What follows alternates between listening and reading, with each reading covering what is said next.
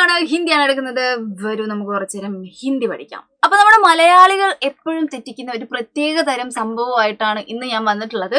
ഇത് പഠിച്ചിട്ടില്ലെങ്കിൽ നമ്മുടെ ഹിന്ദിയിൽ നമുക്ക് ശരിക്കും അത് എഴുതാൻ പറ്റില്ല, നമ്മുടെ സെന്റൻസ് നമുക്ക് ക്രിയേറ്റ് ചെയ്യാൻ വേണ്ടി പറ്റത്തില്ല. ഒരു ചെറിയ ഡെമോ അങ്ങ് കാണിച്ചു തരാം, നോക്കിക്കേ.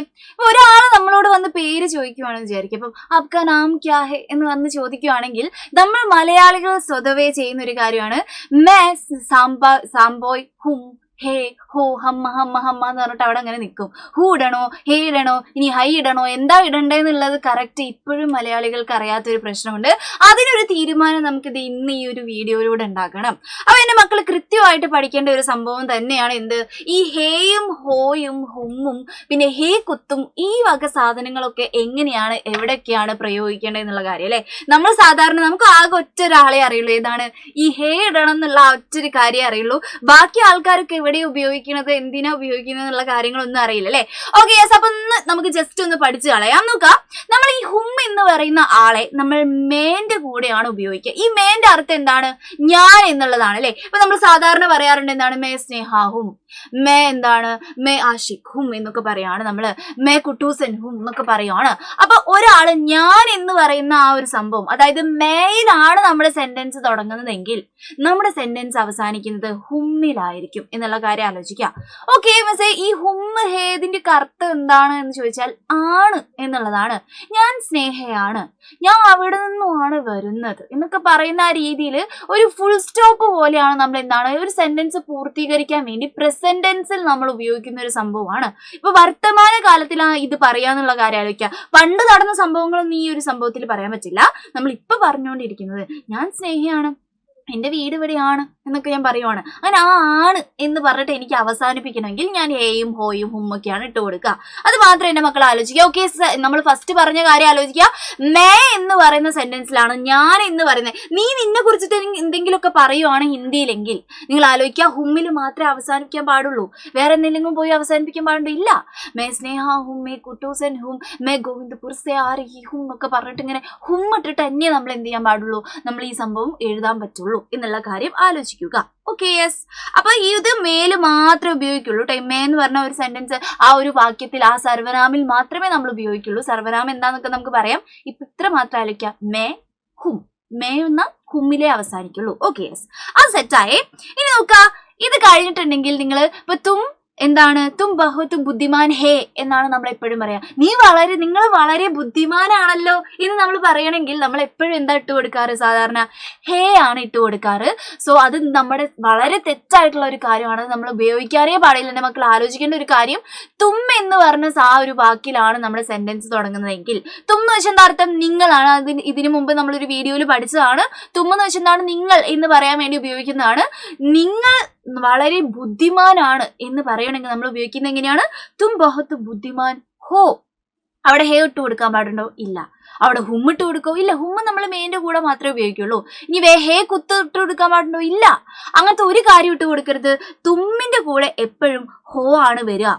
ഒരു കാരണവശാലും വേറൊരാൾക്കാർ ഇട്ട് കൊടുക്കരുത്. നോക്കുക, തും ബഹുത് സുന്ദർ ലഗ് രഹി ഹോ, തും ബഹുത് സുന്ദർ ഹേ എന്നാണ് നമ്മൾ പറയാറ്. തെറ്റാണ്, ഹോ ആണ് ചേർക്കേണ്ടത്. നോക്കുക, തും ബഹുത് സുന്ദർ ലഗ് രഹി ഹോ, നീ വളരെ സുന്ദരനായിട്ട് തോന്നുന്നുണ്ട് എന്നുള്ള രീതിയിൽ പറയാം അല്ലെ. നോക്കുക, തും ക്യാ കർ രഹേ ഹോ, നമ്മൾ എപ്പോഴും ചോദിക്കുന്ന ഒരു സംഭവം, നീ എന്തെടുക്കുക അവിടെ.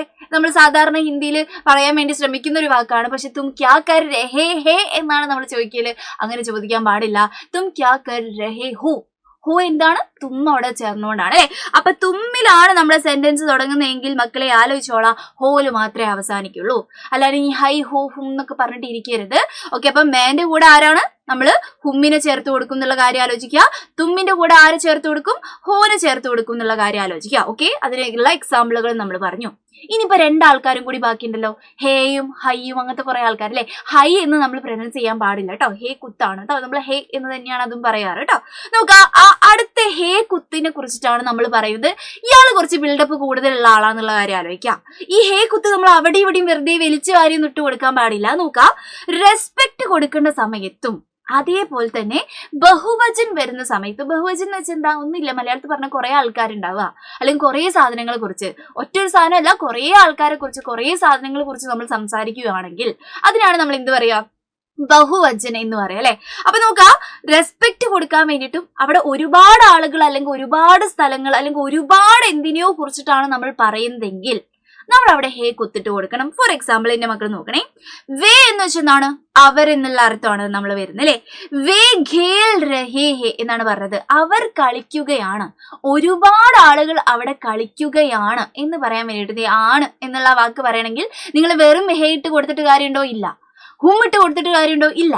ഹോ ഇടാൻ പാടുണ്ടോ? ഇല്ല. ഹോ തുമ്മിന്റെ കൂടെ മാത്രമേ വരുള്ളൂ. അപ്പൊ നിങ്ങൾ ഉപയോഗിക്കേണ്ട കാര്യം എന്താണ്? ഇവിടെ ഹേ കുത്താണ് ഉപയോഗിക്കേണ്ടത്. വളരെ ഇമ്പോർട്ടന്റ് ആയിട്ടുള്ള കാര്യം കേട്ടോ. നമ്മൾ ഒരിക്കലും ഈ ഹേ കുത്തിടില്ല. കുത്തു പോയിട്ട് ഹേ തന്നെ ശരിക്കും ഇടാത്ത ആൾക്കാരാണ് അല്ലെ. അപ്പൊ എന്ത് ചെയ്യണം എന്റെ മക്കളെ, ഇത് കറക്റ്റ് ഇനി അങ്ങോട്ട് സെന്റൻസ് ക്രിയേറ്റ് ചെയ്യുന്ന സമയത്ത് കൃത്യമായിട്ട് ശ്രദ്ധിക്കാൻ വേണ്ടി ശ്രമിക്കുക കേട്ടോ. ഇനി അടുത്ത് നോക്കിക്കേ, ഹം എന്ന് വെച്ചാൽ നമ്മളാണ്. ഒരുപാട് ആൾക്കാരുണ്ട് അല്ലെ, നമ്മൾ ഞങ്ങൾ എന്ന് പറയാം അല്ലേ. നോക്കാം, ഹം ഗർ ജാ റഹേ ഹേ എന്ന് പറഞ്ഞിട്ടുണ്ട്. നമ്മൾ എന്താ ചെയ്തുകൊണ്ടിരിക്കുകയാണ്? വീട്ടിൽ പോകുകയാണ്. ഓക്കെ, അവിടെ ആണ് വന്നേ, ആണിന് നമ്മൾ എന്ത് ചേർത്തു? ഹേ ആണ് ചേർത്ത് കൊടുത്തത്, ഹേ കുത്താണ് ചേർത്ത് കൊടുത്തത് അല്ലെ. ഓക്കെ, നോക്കാം. അപ്പൊ ഹം എന്ന് ഒരുപാട് ആൾക്കാരായതുകൊണ്ടാണ് നമ്മൾ എന്ത് ചേർത്ത് കൊടുത്തത്? ഒരുപാട് ആൾക്കാരുണ്ട്, അതുകൊണ്ടാണ് നമ്മൾ എന്ത് ചെയ്ത് കൊടുത്തത്? ഹേ കുത്തിട്ട് കൊടുത്തത്. ഇനി നോക്കണേ, ആപ്പ് എന്ന് പറയുന്നത് ഒറ്റ ആൾക്കാർ നമ്മൾ ഉപയോഗിക്കുന്നത്. പക്ഷെ ആപ്പ് എന്ന് പറയുന്നത് നമ്മൾ എപ്പോഴും പറഞ്ഞിട്ടുണ്ട് റെസ്പെക്റ്റഡ് പേഴ്സൺസിന് വേണ്ടി നമ്മൾ ഉപയോഗിക്കുന്നത്. അതായത് നമ്മൾ കുറച്ച് റെസ്പെക്ട് കൊടുക്കണമെങ്കിൽ നമ്മൾ ആപ്പ് എന്നാണ് ഉപയോഗിക്കുക. വേറൊരു വീഡിയോയിൽ നമ്മൾ പറഞ്ഞിട്ടുള്ളത്.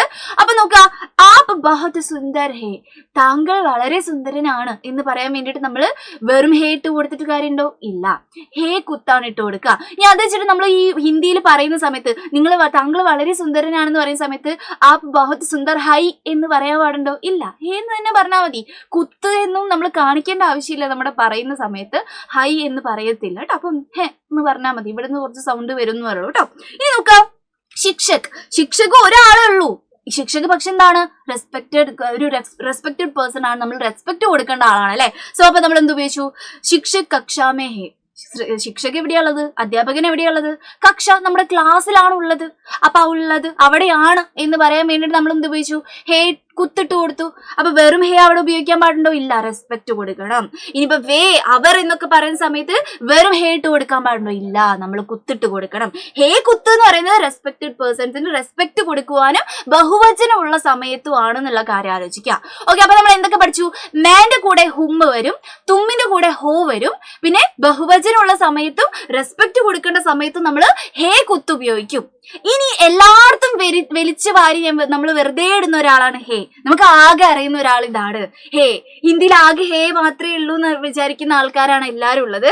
സോ അപ്പൊ ഈ ഹേ നമുക്ക് എവിടൊക്കെ വരും എന്ന് ചോദിച്ചിട്ടുണ്ടെങ്കിൽ, സാധാരണ രീതിയിൽ നമ്മളിപ്പോ ഒരാളെ കുറിച്ച് പറയുവാണ്, അല്ലെങ്കിൽ ഒരു പ്ലേസിനെ കുറിച്ച് പറയുവാണ്, ഒരു സാധനത്തിനെ കുറിച്ച് പറയുവാണ്, അങ്ങനെ പറയാൻ വേണ്ടിയിട്ട് നമുക്ക് ഹേ ഇട്ട് കൊടുത്താൽ മതി. ഇപ്പൊ റെസ്പെക്ട് കൊടുക്കേണ്ട പേഴ്സൺ ആണെങ്കിൽ നമ്മൾ ഹേ കുത്തിട്ട് കൊടുക്കണം എന്ന് മാത്രമേ ഉള്ളൂ.